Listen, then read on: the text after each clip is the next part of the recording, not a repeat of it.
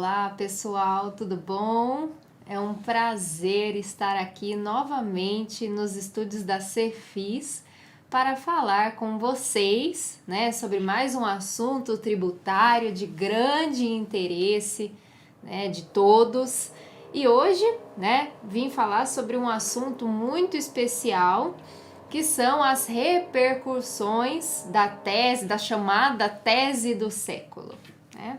Então, eu sou a professora Cristiane Pires McNaughton, sou mestre e doutoranda em Direito Tributário pela Universidade de São Paulo, pela USP, sou professora de Direito Tributário em diversas instituições e advogada, atuo em São Paulo no escritório McNaughton Pires Eruchis Advogados, né? E com muita satisfação, né, venho aqui abordar um tema que vem, né, sendo tratado por grandes especialistas, afinal é um tema de grande impacto econômico, né? Tanto para os cofres públicos como para os particulares. E por isso interessa a todos nós, né? Essa repercussão da chamada tese do século, né, agora tem uma nova abordagem, agora nós já estamos falando no resultado dos embargos de declaração apresentados pela União Federal e agora julgado recentemente, né? Nós tivemos o resultado no último dia 13, agora de maio, do resultado desse julgado que já dura mais de uma década, né? E agora é pensar nas repercussões, né? Em como isso vai influenciar o dia a dia do contribuinte, o dia a dia do empresário, o que ele deve fazer, que atitudes ele deve tomar, né? Como que fica a situação dele para o passado, né? Então é tudo isso que nós vamos discutir hoje com vocês, tá certo? Então, só para nós situarmos aqui a nossa conversa, né? Nós sabemos que essa discussão a respeito da inclusão do ICMS na base de cálculo, né? Já vem sendo discutido há muitos anos. Nós temos artigos de Geraldo Ataliba com Kleber Giardino discutindo, né, a exclusão do ICM. Na época era ICM, não tinha nem o Szinho de serviços, né, da base de cálculo do fim social, né? Nós já tivemos decisões no STF a respeito dessa matéria, né? Desde 2006 nós já temos uma decisão do STF a respeito desse assunto, né? E ao longo, né, do tempo, né, isso foi sendo levada, essa discussão foi muito debatida. Roque Carrasa, né, levou essa discussão novamente ao STF, fez o professor Roque fez uma defesa maravilhosa. E em 2017 nós tivemos o que nós em primeiro momento achamos que foi o fim da discussão, né? Que foi o julgamento da exclusão do ICMS da base de cálculo do PIS/COFINS, que o STF finalmente se pronunciou em voto apertadíssimo, numa votação apertadíssima, a respeito da exclusão, né, do imposto da base de cálculo dessas contribuições, né? E fixou a tese, a chamada tese do século, né? O ICMS não compõe a base de cálculo para incidência do PIS e da COFINS. Voto 6-4 no RE 564706 do Paraná, né? Então nós tivemos essa decisão inicialmente em 2017, né? E com essa decisão foi fixada a chamada tese do século. Por quê? Porque durou quase um século, né? Brincadeira. Né? Durou mais de uma década, né? Quase mais de duas, né? Então eu costumo brincar, né, que é a tese do século porque durou quase um século.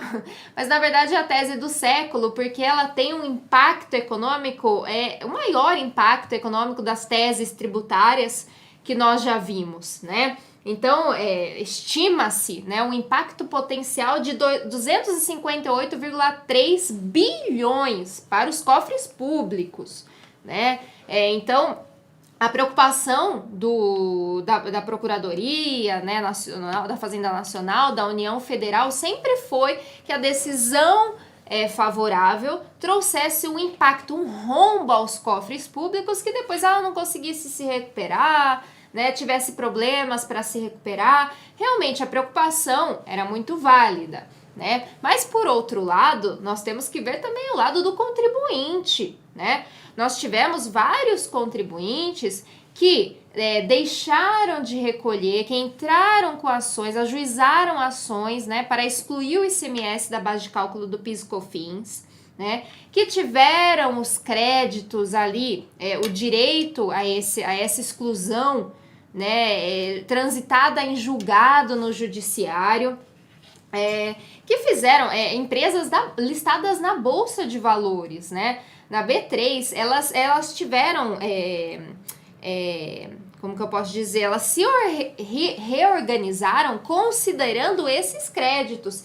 Inclusive, né, elas passaram a incluir os créditos que elas julgavam ter direito, né, em seus balanços como ativo. Então, isso foi, ao longo dos anos, mudando, né, a organização das empresas, de modo que, se o julgamento fosse desfavorável a elas teriam um grande prejuízo, elas teriam glosa de créditos aproveitados, né? Então, assim, ou no caso de não recolhimento, elas teriam autuações para recolher esses valores. Isso causaria um grande impacto nas empresas, na Bolsa de Valores, né? A gente tem que sempre pensar que esses impactos econômicos não são só para o poder público, mas também para o contribuinte, né? Então, pensar de um modo consequencialista, pensar nas consequências é sempre perigoso, porque quando você pensa nas consequências, eu sempre falo, consequências para quem?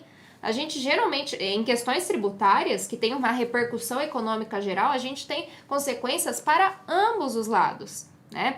Então, tem que ter muito cuidado com esse pensamento consequencialista, né?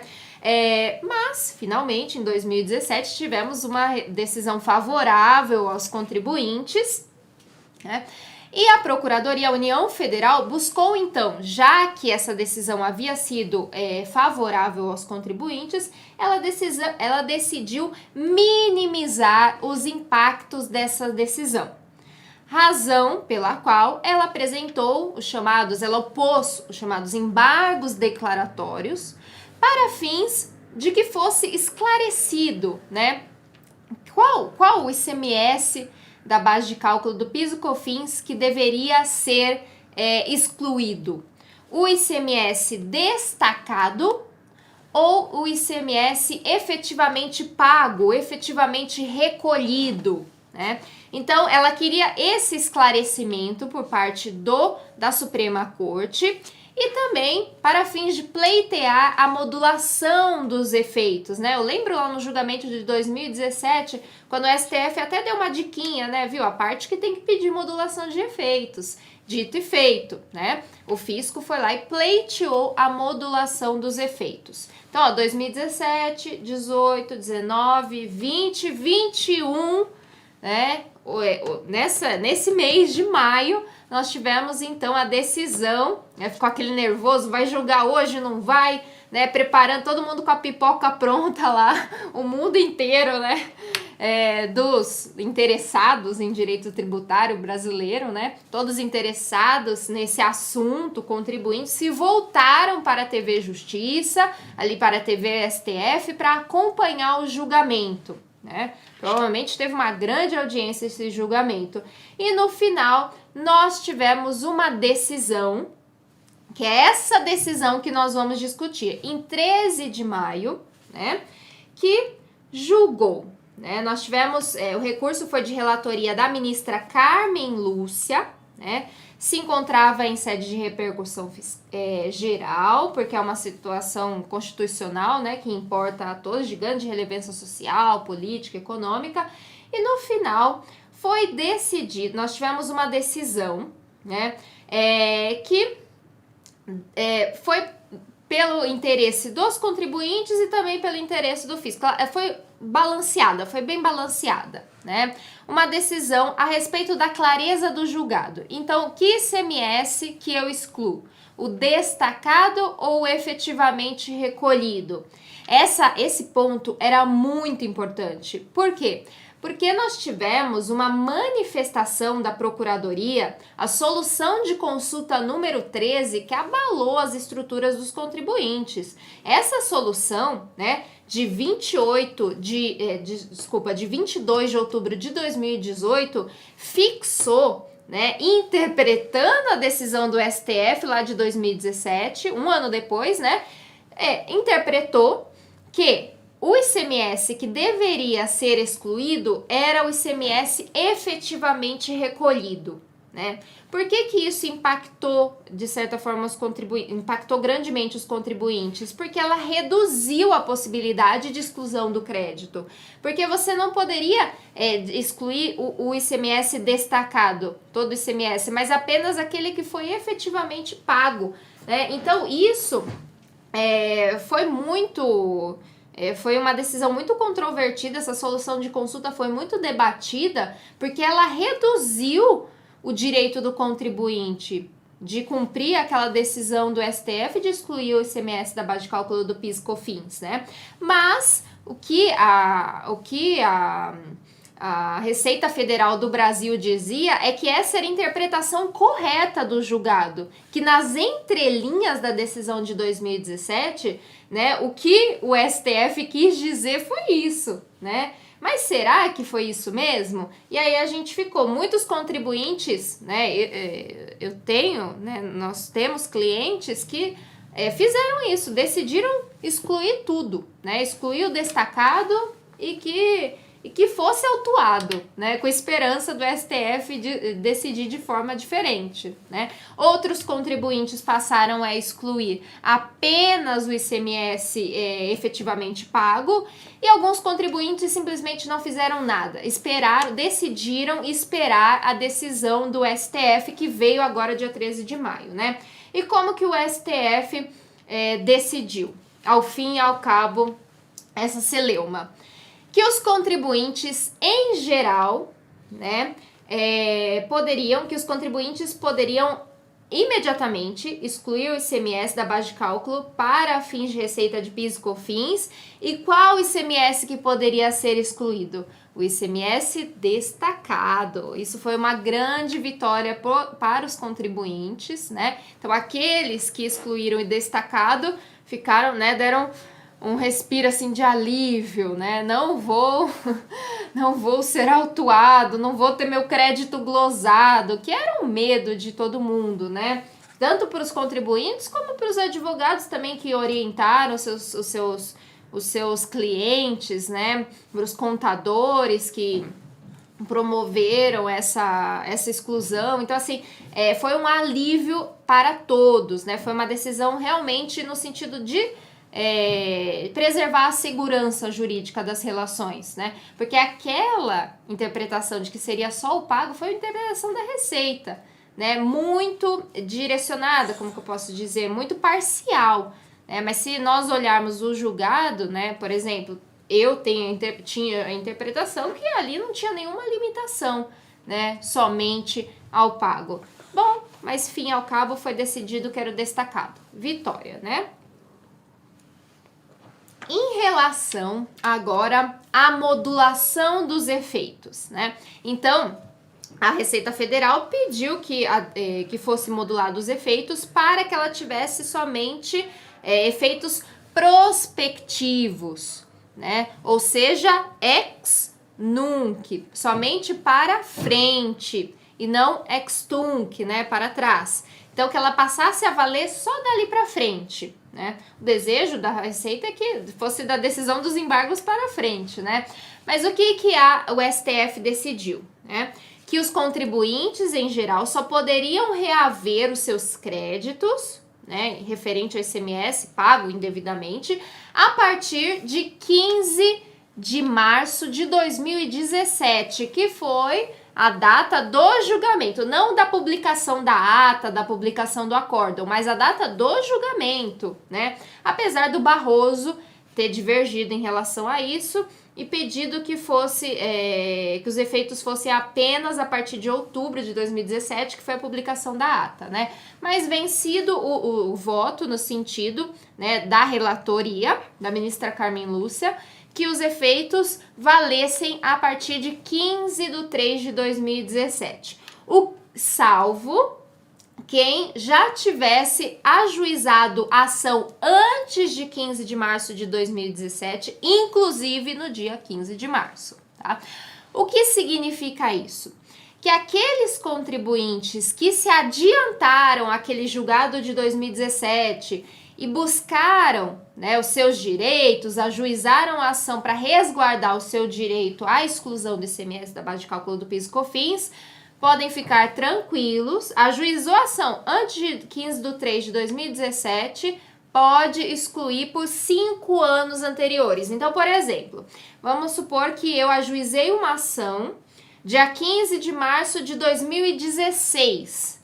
Então, eu tenho o direito de excluir, né, o ICMS para os 5 anos anteriores. Então, próprio 2016, 2015, 2014. Então, eu posso recuperar aqueles anos, né, e para frente, né, depois da decisão também. Agora, aquela pessoa que não ajuizou a ação antes de 15/3/2017 não tem mais direito.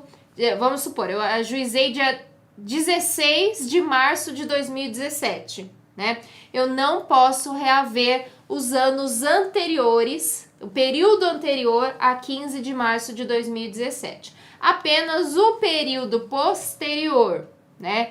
Então, e 5 anos antes se o período for posterior a 15/3/2017. Então, por exemplo, se eu ajuizar uma ação hoje, que dia é hoje? Tô perdida no tempo aqui.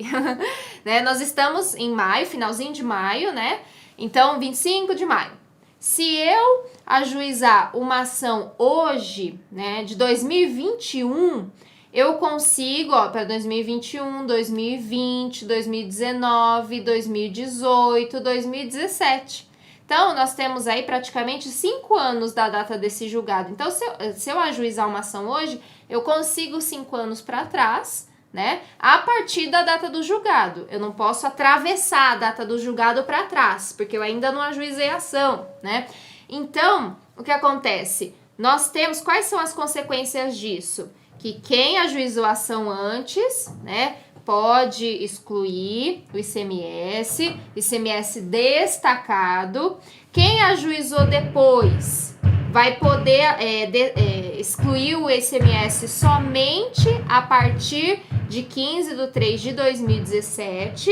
E quem ainda não ajuizou nada? Então, por exemplo, eu fiquei esperando, né, não sabia o que ia acontecer, ou então nem sabia dessa tese. Fiquei sabendo agora, todo mundo tá falando sobre isso, tá saindo no jornal, tá saindo na TV, né? Todo mundo tá comentando. O que eu faço?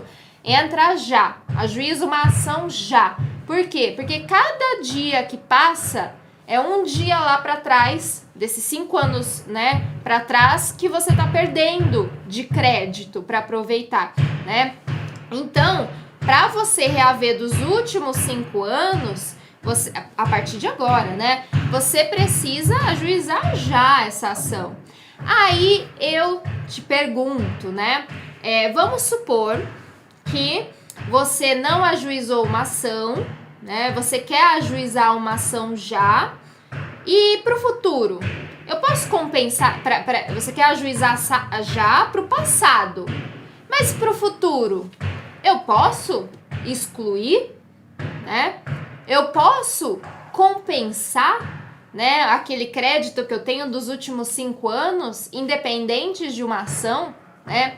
O entendimento pela Constituição, né, pelo direito do contribuinte, pelas regras processuais a respeito de uma decisão do STF, com efeito erga omnes, né, com essa amplitude que a repercussão geral dá, diz que o contribuinte pode sim, né, pedir administrativamente, né, para compensar aqueles créditos referentes ao ICMS que ele pagou a maior, né? Ele pode fazer isso, e em relação ao futuro, ele já pode excluir o ICMS da base de cálculo do PIS e COFINS que ele recolhe, né?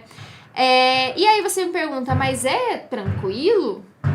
eu ir lá administrativamente compensar já direto, né? Então, aí o que acontece? Não é tão tranquilo assim, né? Não é tão tranquilo. Por quê? Você vai ter administrativamente uma discussão que a gente não sabe ainda como que a Receita Federal, né, a administração, vai se manifestar a respeito dessa decisão, né? Então, nós ainda não temos um pronunciamento, né, a respeito da decisão do STF, da Procuradoria, da Fazenda Nacional, da Receita Federal. Nós não sabemos que notas, né, que normas eles vão emitir a respeito do aproveitamento desse crédito. Então, num pensamento mais conservador, né, eu diria, ajuiza uma ação. Ajuiza uma ação falando que você tem direito, né, pela decisão do STF, a reaver esse crédito referente aos últimos 5 anos, que você deseja compensar esse crédito, para você ter uma decisão individual e concreta, né, que você possa apresentar lá administrativamente e que não possa ser limitada, né? Isso é uma questão muito importante, porque nós sabemos que no Brasil nós temos muita burocracia, nós temos um sistema que às vezes dificulta, né, o aproveitamento dos nossos direitos. Não é que nem antigamente, né, que você só colocava lá na guia, né? Não, hoje em dia nós sabemos que o aproveitamento de créditos, né, ele apresenta certas dificuldades. Então, principalmente quando esse crédito vem de uma decisão, né, que julgou pela inconstitucionalidade de um tributo, então pelo pagamento indevido, né? Nós sabemos das dificuldades que isso gera nas situações concretas, né? Pragmaticamente. Então, se você deseja aproveitar os seus créditos e não ajuizou a ação ainda, você tem 2 alternativas, né?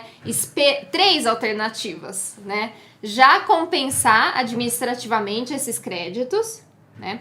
Esperar a Receita Federal se pronunciar a respeito da decisão do STF, de como ela vai procedimentalizar essa questão do aproveitamento dos créditos, ou ajuizar uma ação, né?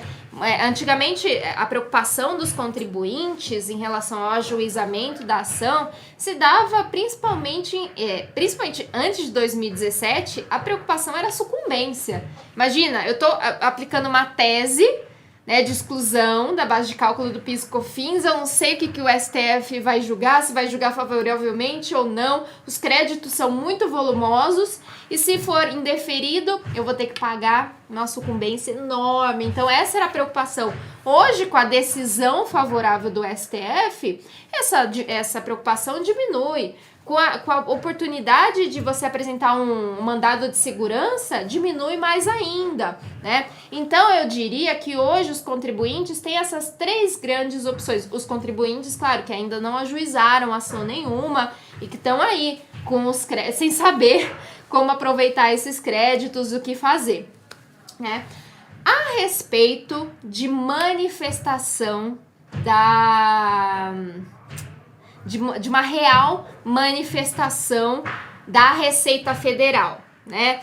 Ontem, olha só, dia 24 de maio, foi aprovado o parecer SEI número 7698 de 2021, né, do Ministério da Economia. Então, quem tiver aí com o Google, procura parecer SEI número 7691 de 2021, tá?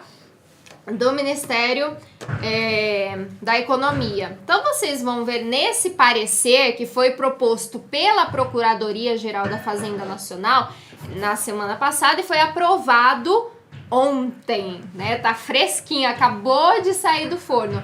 Que nós já tivemos uma primeira manifestação da administração. Qual que foi essa manifestação? O que eles dizem nesse parecer, né?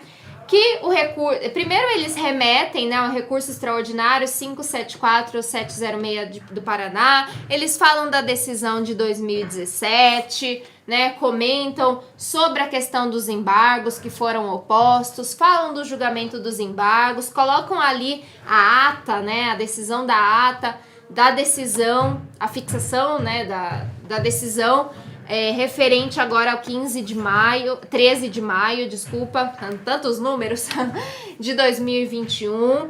E depois eles falam que a tese definida em sentido desfavorável à Fazenda Nacional, em sede de repercussão geral, né, autoriza a dispensa de contestar, a dispensa da administração, né, de contestar, da Procuradoria, de contestar e recorrer inconformação do artigo 19, inciso 4, a linha A, do artigo 19A, inciso 3º e parágrafo 1º da Lei 10.522 de 2002. O que é essa lei? É aquela lei que fala sobre a possibilidade de dispensa, né, da própria Procuradoria, a chefia da Procuradoria, falar, olha, sobre esse assunto não precisa mais contestar nem recorrer, porque nós assumimos que a decisão foi desfavorável à Fazenda Nacional, né? Então tivemos um primeiro pronunciamento aí que a gente já esperava, né? Então eles já estão dispensados, porque a Procuradoria ela tem que respeitar as normas internas. Então, se não tivesse essa manifestação, ela ia continuar, né, ali recorrendo, contestando, mas diante dessa manifestação da chefia, né, ela não precisa mais contestar, não precisa mais recorrer de decisões em favor do contribuinte, porque tem que ser respeitado a decisão, tem que ser respeitada a decisão, o pronunciamento da Suprema Corte, né? Ela diz também que a manifestação se dá em prejuízo de posterior observância do fluxo previsto na Portaria Conjunta PGFN, número 1 de 2004, por ocasião da publicação do acórdão, né? Então, ainda não foi publicado o acórdão, mas mesmo assim, eles já estão se manifestando nesse sentido. A partir do resultado dos embargos de declaração e constatada a pacificação das referidas questões jurídicas sobre o regime da repercussão geral, é de se aplicar esse artigo 19, que eu já falei, da 10.522, cabendo a PGFN, em face desse cenário, já nessa primeira oportunidade, informar as orientações inequívocas que já podem ser extraídas, né? A gente não gosta dessa palavra extraídas, mas interpretadas, né? A partir do julgado, para que seja doravante adequadamente refletida em todos os procedimentos pertinentes pela Administração Tributária Federal, sem prejuízo de esclarecimentos complementares por ocasião da publicação do acórdão. Então, o que ela está falando? Independente da publicação do acórdão, já numa primeira oportunidade, a PGFN deve informar, deve trazer orientações a respeito, né, dos procedimentos pertinentes à Administração Tributária Federal, tá bom?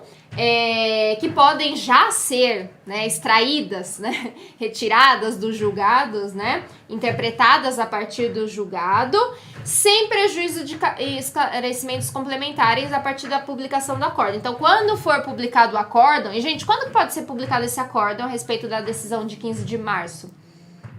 De 13 de maio, eu tô invertendo 3 com 5, 13 de maio. Gente, pode ser publicada mês que vem, pode ser publicada amanhã, mês que vem, né, no final do ano, ano que vem, né? Nós sabemos que no mundo jurídico nós temos decisões que demoram muito para ser publicadas.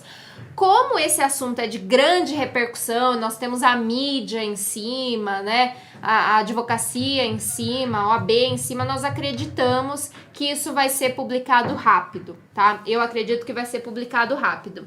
Então, quando for publicada, se tiver alguma coisa ali no acórdão que aparecer diferente a mais, né, que demandar uma orientação suplementar, complementar, isso deve ser feito. E aí eles falam, diante disso, indispensável, ante os valores sopesados por ocasião da análise de modulação de efeitos, que todos os procedimentos, rotinas e normativos relativos à cobrança do PIS e do COFINS, a partir de 16 de março de 2017, sejam ajustados em relação a todos os contribuintes, considerando a inconstitucionalidade da inclusão do ICMS destacado em notas fiscais na base de cálculo dos referidos tributos. Então, o que acontece? Ele fala que todos os atos normativos editados a partir de 16 de março de 2017 devem ser ajustados. Por exemplo, a solução 13, né? Porque a solução 13 dizia que era somente o ICMS efetivamente recolhido que deveria ser excluído. E agora nós temos a decisão falando que é o destacado. Então essa solução deve ser ajustada, revogada, não sei, né? Também nós tivemos a lei, a instrução normativa, 1911, né? 1911 de 2019, que estabeleceu procedimentos para fins de cumprimento da decisão judicial de 15 de março de 2017, que também deve ser ajustada, né? Então, e eventuais soluções de consultas que tenham sido dadas a contribuintes, né? Todos os atos normativos que foram editados até então, a partir da decisão lá de 2017, devem ser ajustados para estarem de acordo, para se manterem de acordo com a decisão agora dos embargos de declaração, do julgamento dos embargos de declaração, tá? E no final, né, ele fala, ante o exposto, a conclusão aí ele conclui o parecer SEI em 3 alíneas, A, B e C. A. Conforme decidido pelo Supremo Tribunal Federal por ocasião do julgamento do tema 69 da repercussão geral, o ICMS não compõe a base de cálculo da incidência do PIS e da COFINS. A linha B. Os efeitos da exclusão do ICMS da base de cálculo do PIS e COFINS devem se dar a partir após 15 de março de 2017, ressalvadas as ações judiciais e administrativas também, tá? Protocoladas até e inclusive em 15 de março de 2017. E a linha C, o ICMS a ser excluído da base de cálculo das contribuições do PIS e da COFINS é o destacado nas notas fiscais. Diante disso, a Procuradoria da Fazenda Nacional não precisa mais recorrer ou contestar e os atos normativos editados até então devem ser reajustados. Esse foi o pronunciamento o primeiro pronunciamento que nós tivemos, que saiu ontem, fresquinho, né, do forno. Nós já estamos analisando. Logo, logo nós vamos ter mais pronunciamentos e é importante que todos estejamos acompanhando para orientar os nossos clientes, ou eventualmente as pessoas jurídicas que nós integramos, trabalhamos, né, prestamos serviços, para que todos saibam como proceder agora, né, diante dessa decisão em termos práticos, né? Tem a decisão favorável, tá, e agora? O que eu faço? Tenho crédito aí? Será que eu tenho crédito? Às vezes tem essa dúvida também, né? Então, tudo isso agora deve ser analisado. Um assunto também que vem sendo muito discutido, que vem sendo muito levantado, e nós debatemos isso muito, né, nesses últimos dias, é a respeito da repercussão nos créditos, tá? O que é essa discussão? Vamos pensar, repercussão nos créditos. Eu posso aproveitar, né? Eu posso excluir o ICMS agora, né? Pois é, então, nós temos uma sistemática, né, de entrada, de saída, e nesse julgamento, o que foi discutido o tempo todo foi a exclusão do ICMS, né, da base de cálculo do PIS e COFINS, da regra matriz de incidência desses tributos, dessas contribuições, né, que devem ser recolhidas ali pelo contribuinte. Beleza, né?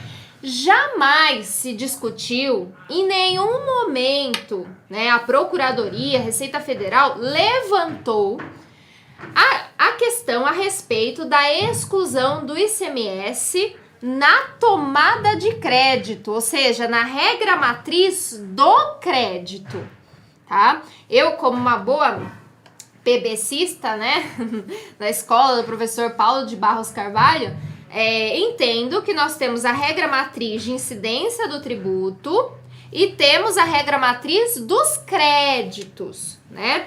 O que acontece? Diz, né, as fofocas, né,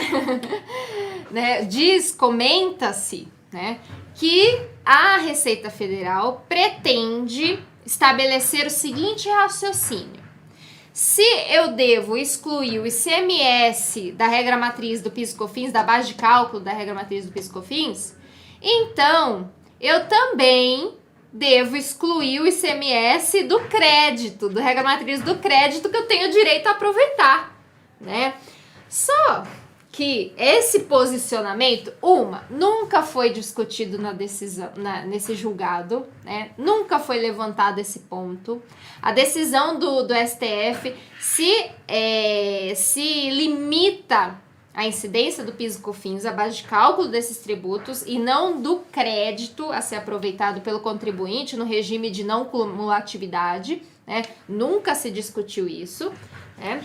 E além disso, consta expressamente na Lei 10.833, artigo 3º, parágrafo 3º, que o contribuinte, na hora de se aproveitar dos créditos no regime de não cumulatividade, né, deve considerar na aquisição de bens e serviços, né, na questão do insumo, os custos e as despesas, né? Os custos e as despesas devem ser consideradas na aquisição de bens e serviços.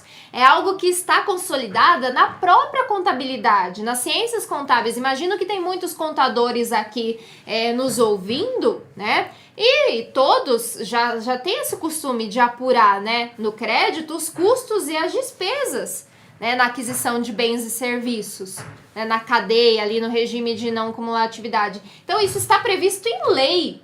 Como que agora, né, e a gente tá falando tudo em suposição, tá? A gente ouve que haverá, a gente, né, tem esses comentários, recebemos esses comentários que a Receita Federal tem a intenção de limitar o direito do contribuinte, à medida que ela fala de limitar o direito do contribuinte e ampliar os efeitos da decisão, à medida que ela fala que o ICMS vai ser excluído não só da regra matriz de incidência do PIS/COFINS, mas também da regra matriz de direito ao crédito.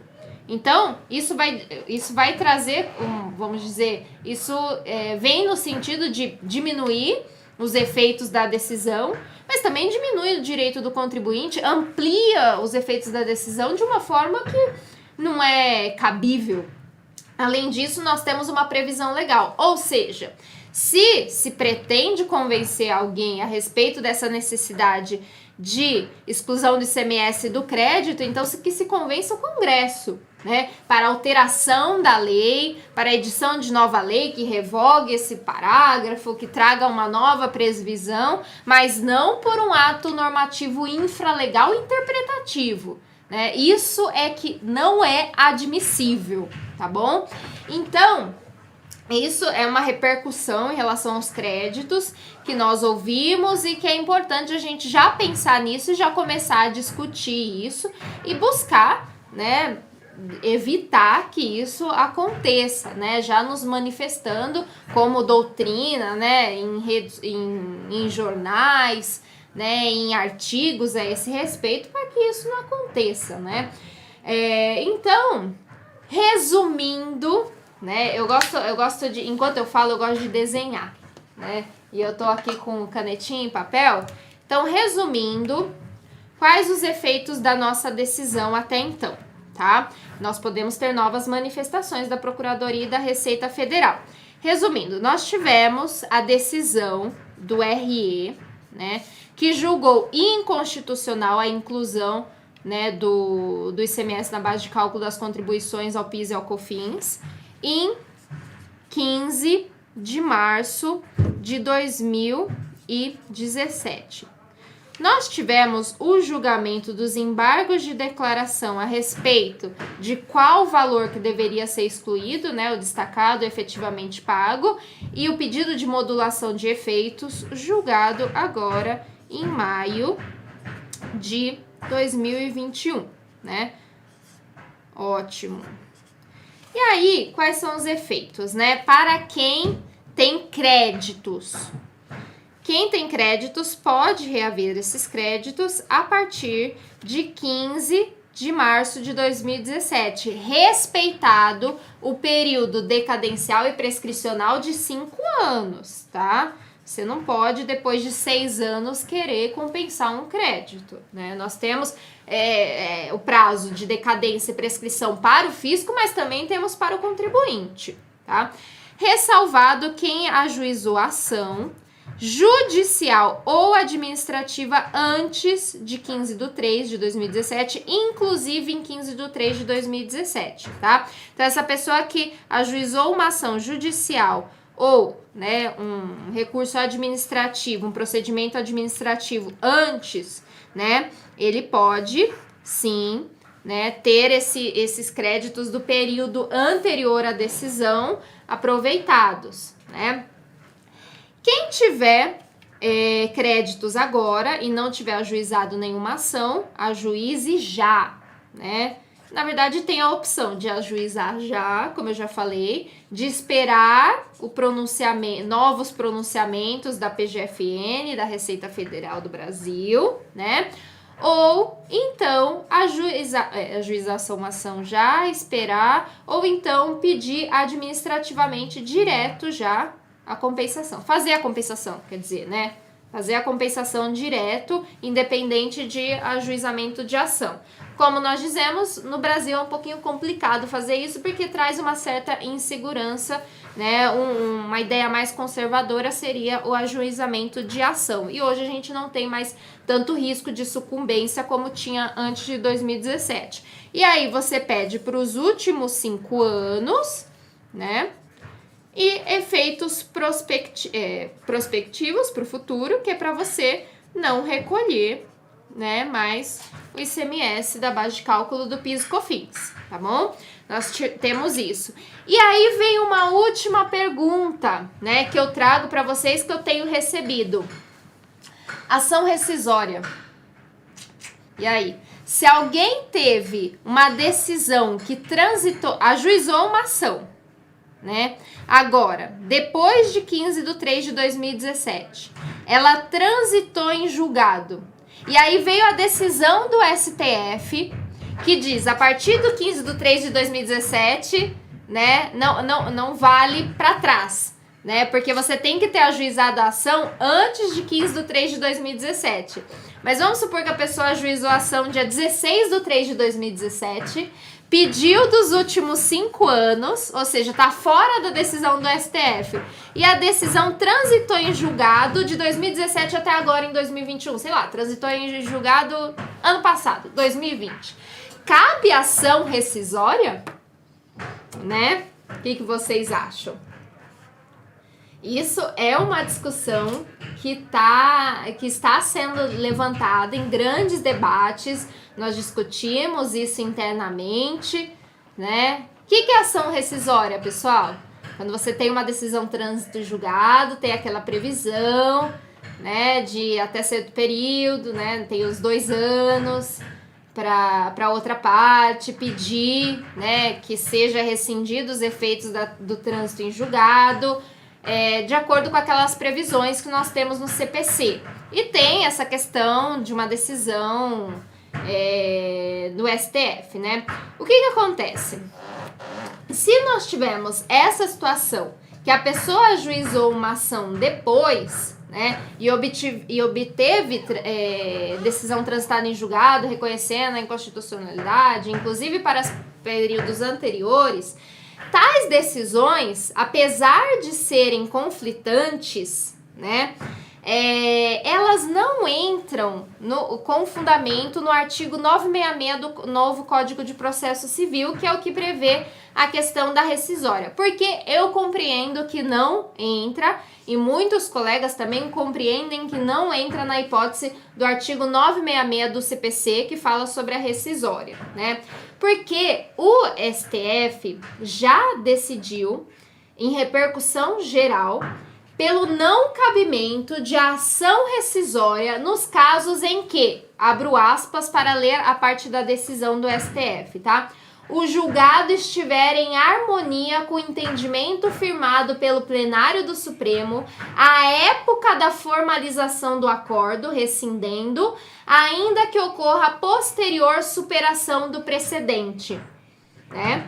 Tal como se vê no tema 136, foi decidido em 2014, né? O STF se pronunciou nesse sentido. Vou ler de novo. O julgado estiver, não cabe a ação rescisória, quando o julgado estiver em harmonia com o entendimento firmado pelo plenário do Supremo à época da formalização do acórdão rescindendo.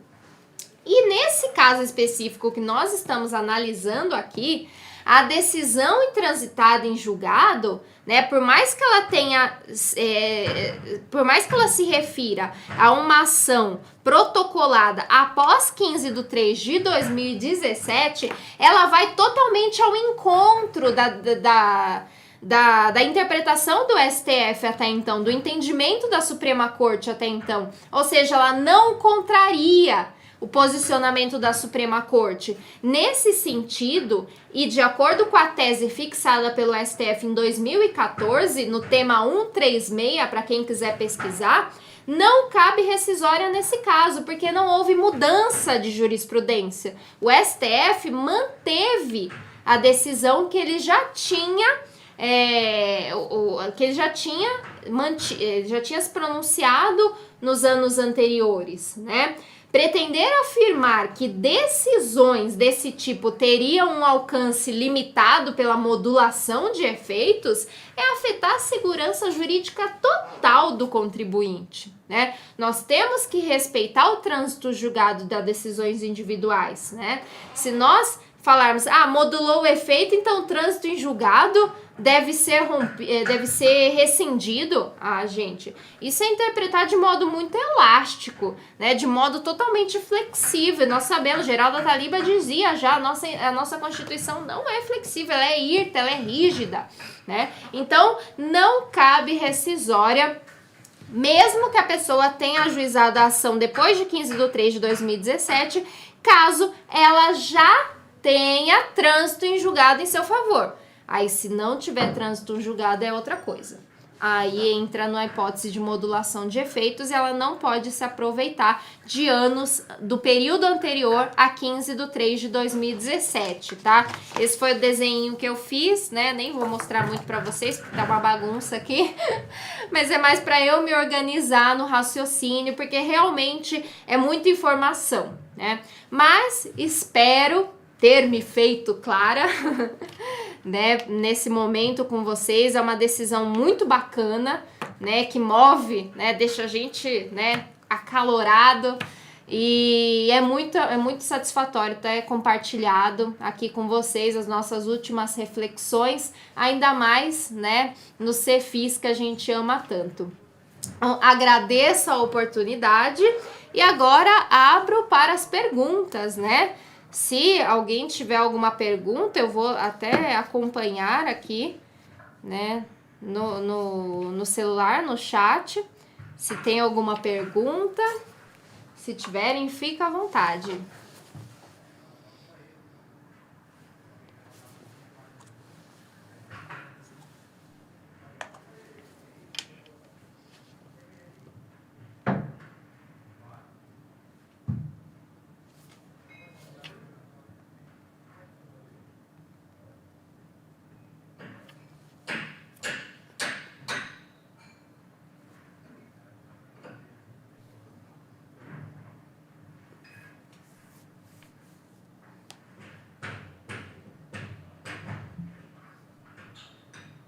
Ó, primeira pergunta.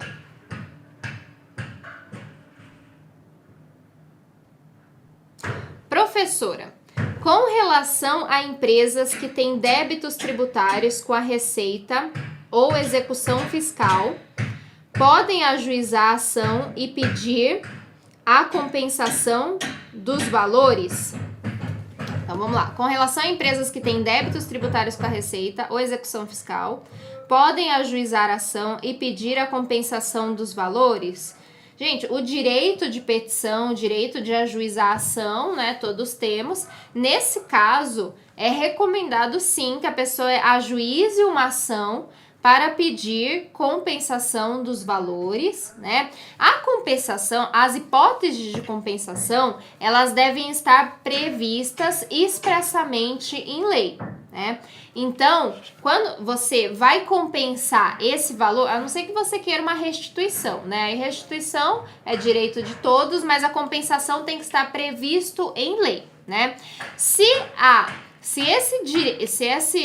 esses débitos que o contribuinte tem podem ser compensados com esses créditos, né, de referente ao ICMS recolhido indevidamente, porque foi colocado ali na base de cálculo, né, ele deve ser excluído da base de cálculo, então você vai ter, né, um valor que você recolheu de PIS e COFINS, recolhido a mais porque você incluiu o ICMS na base de cálculo. Então, isso aumentou a sua base de cálculo, né? Consequentemente, aumentou o valor da contribuição, né, de PIS e COFINS que você recolheu. Então, esse valor recolhido indevidamente pode ser compensado com os tributos previstos em lei. Se esse tributo que você quer compensar, por exemplo, PIS e COFINS com PIS e COFINS, né?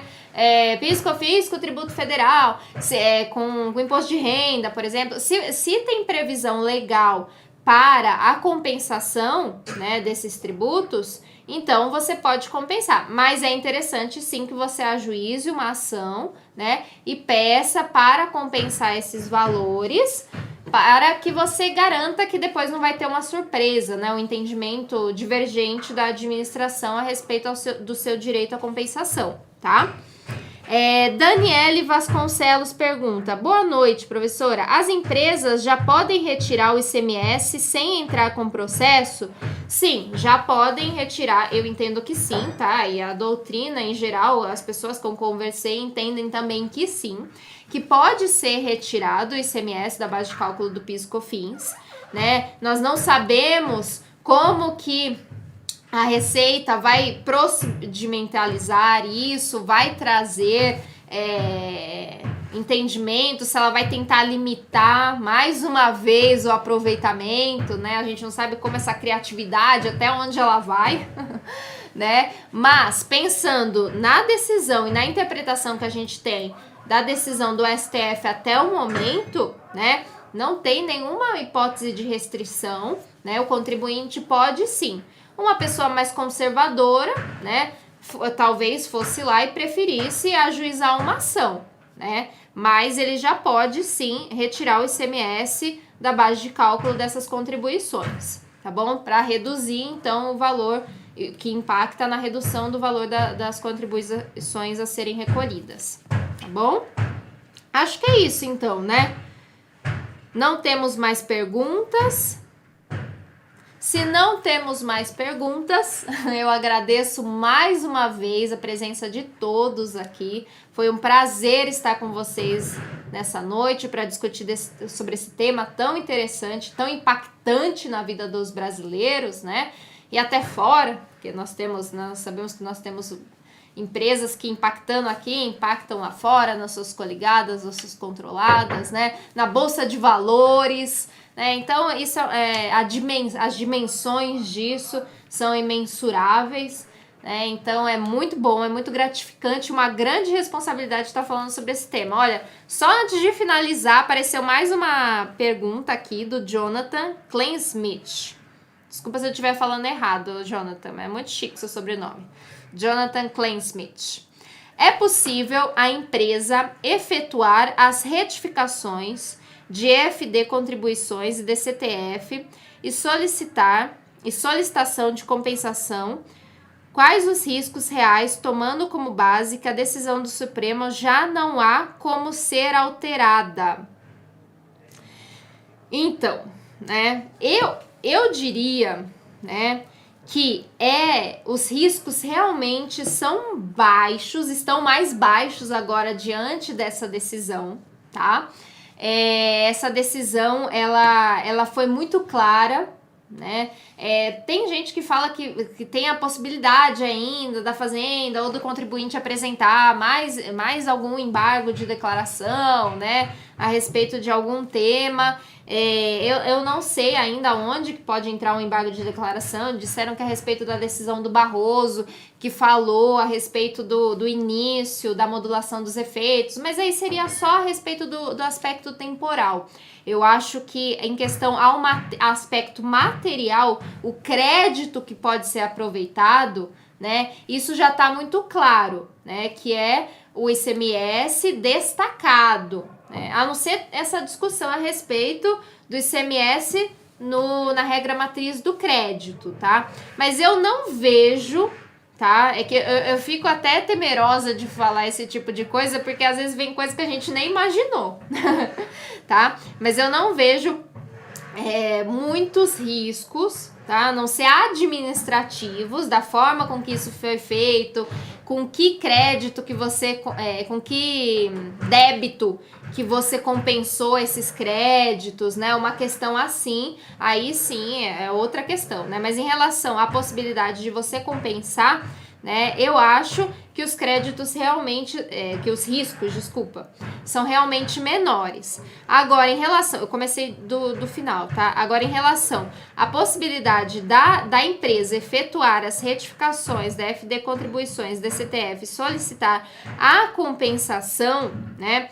Se você tá falando a respeito de créditos, né, que podem ser compensados mesmo, de questões a respeito do ICMS, da base de cálculo do PIS/COFINS, né? Se tiver tudo ali dentro das demais regras legais a respeito de compensação de crédito, né? Especificamente desse crédito que nós estamos falando de PIS e COFINS, eu não vejo nenhum problema, né, em a empresa já se movimentar para efetuar, né, esses movimentos de solicitação, de compensação, de retificação, de, como a Daniele perguntou, de exclusão do ICMS, da base de cálculo do PIS/COFINS já, né? Não pensando de uma forma conservadora, né, a necessidade de entrada de ação e nos riscos que isso tem, que sempre vão ter riscos, né? Mas pensando que os riscos são baixos, não vejo, né, nenhum problema em a empresa, né, já passar a efetuar esses procedimentos, já se movimentar nesse sentido, porque é um direito do contribuinte, tá? Adriano Natanael, professora, se a empresa entrou com a ação e foi julgada procedente de créditos desde 2012, referente à exclusão do ICMS, perde esse direito automaticamente com a decisão do STF? Não, se ela teve a decisão, nós estamos falando de 2012, é um período anterior a 2017. Não, ela não perde esse direito com a decisão do STF, tá? Ela já tem uma decisão, trânsito em julgado, né? Você tem que ver quais são os efeitos da decisão, tá? A decisão, ela tem efeito para o passado e efeito prospectivo também. Se tiver, né, ela tá totalmente de acordo com o entendimento do STF, então ela não perde o direito, não. Tá? Porque, pelo que eu entendi aqui, a decisão foi pela exclusão do ICMS, tá? Bom, então é isso, né? Se não temos mais perguntas, tivemos bastantes questionamentos, fico muito satisfeita com a participação de vocês, né? Não sei se tem muita gente aqui com a gente ou não, mas, né, fico muito satisfeita só de ver essas perguntas. Fico muito agradecida ao Cefis pela sua oportunidade. Então, até mais. Boa noite a todos.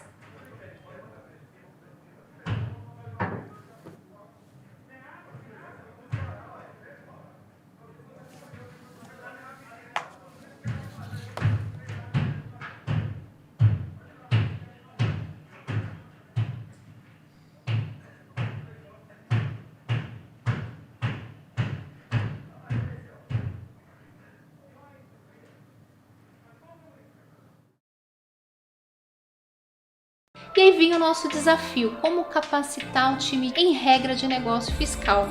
Eu sou Andressa Fagundes, eu atuo como Team Lead na TOTUS e com esse desafio nós conhecemos a plataforma Cefis, que nos trouxe aí uma abordagem, uma linguagem muito simples, né, de fácil entendimento e também contribuiu muito com a reciclagem do conhecimento desses profissionais, porque a Cefis ela traz também conteúdos sempre muito atualizados. Então esses profissionais, eles também estão sempre se atualizando ali na plataforma. 1, 2, 3, 4, 5, 6, 7, 8, 9, 10, 11, 12, 13, 14, 52. Essa é a quantidade de livros que eu empilhei aqui para te mostrar visualmente quantos livros, em média, os maiores CEOs do mundo leem. Um livro por semana. Eu sei que é difícil. Ninguém tem tempo suficiente para ler essa quantidade de livros. Então, você deveria usar a Cefis. A Cefis é o maior portal de educação corporativa do Brasil. Ela converte livros, legislações e novidades em videoaulas para você. Invista menos do que o custo de uma assinatura de filmes na internet. Clica no link, vá para o site da Cefis e teste grátis agora mesmo. Nós temos os melhores instrutores do Brasil, autores de livros, doutores e especialistas, ensinando a teoria, mas principalmente a prática. Como já dizia Warren Buffett, quanto mais você aprende, mais você ganha. Faça isso de forma simples. Clica no link e seja bem-vindo ao futuro do conhecimento. 1, 2, 3, 4, 5, 6, 7, 8, 9, 10, 11, 12, 13, 14, 52. Essa é a quantidade de livros